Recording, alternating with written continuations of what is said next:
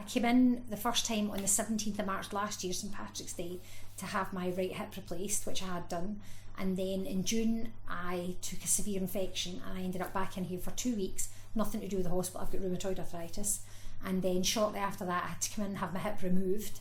And then I was 6 weeks without a hip. In December, I broke my femur. And I had to come back in at the new year, and I got out New Year's Day after getting that fixed.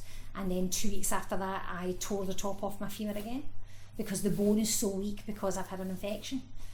So I had to come back in and get that all plated and put bands around it and one thing and another. So that's why I'm non-weight bearing at the moment on that leg. So that's 5 surgeries I've had. But my first surgery went so well. I was 11 weeks in when the infection hit. So I had days left till my first 12 weeks was up, and I was back walking, I was back doing everything. But no, it's just been a roller coaster since then. Well, it was 3 years from when my hip started giving me problems till I came in here, and then I got referred to here, and within a year of being referred to here, I came in and had surgery, which was brilliant. And then just the last year's just been the sort of the byproduct of that.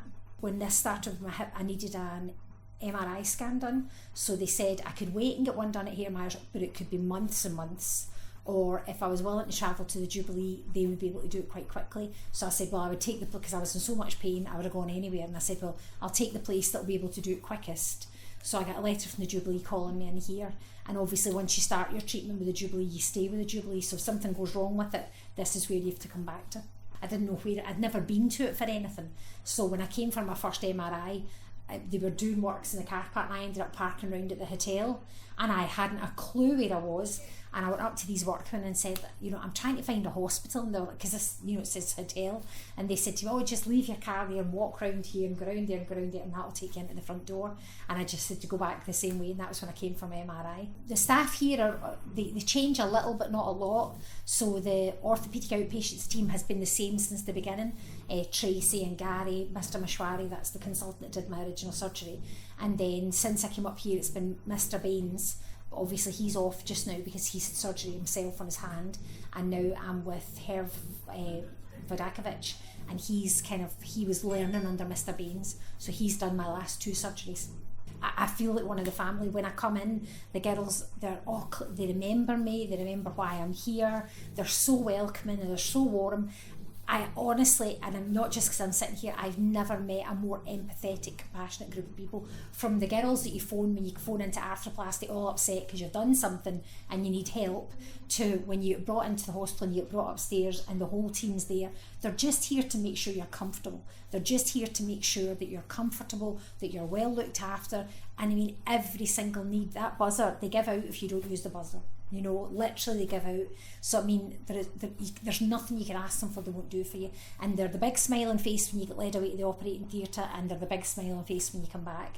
And I mean, when you wake up in the operating theatre in the recovery room, you're literally surrounded by angels, and all they want to do is make sure that you're okay. They're amazing, absolutely amazing.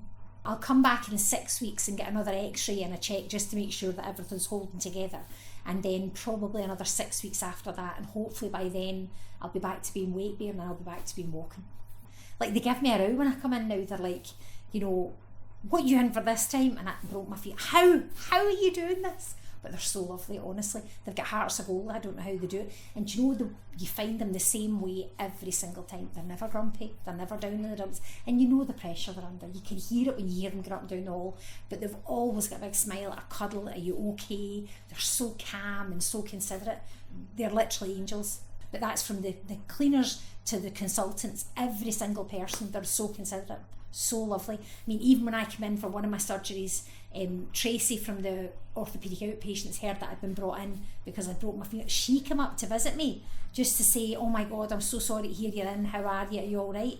That's the kind of people they are, that they would do that. Mr Mashwari, my original consultant, he did it. He came up to see me to see was everything all right when he heard that I was back in for surgery. That's above and beyond. That's not your everyday job to do that. That's way above and beyond, you know. And like some of the nurses who've been moved on to other wards have heard that I'm in, and they've popped up to see me to say, what are you doing back here, and are you all right, and how are things? And they're brilliant, absolutely brilliant. I love them to bits.